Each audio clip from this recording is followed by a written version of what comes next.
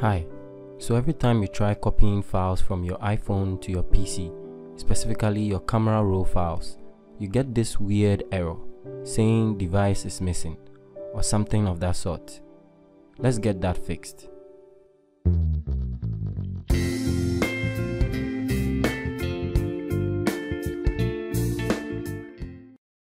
Now detach your phone from the PC. Head on to Settings. In Settings, look for the Photos app. In the Photos app, scroll down to the Transfer section. By default, Automatic is selected. Toggle between Automatic and Keep Originals for a while.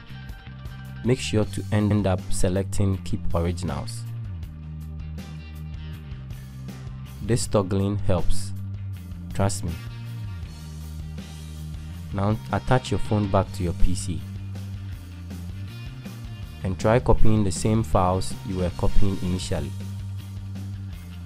This time around, notice the time it's going to take to finish. It's much shorter, and just like that, our problem is solved. Make sure to give us a thumbs up and subscribe. See you next time.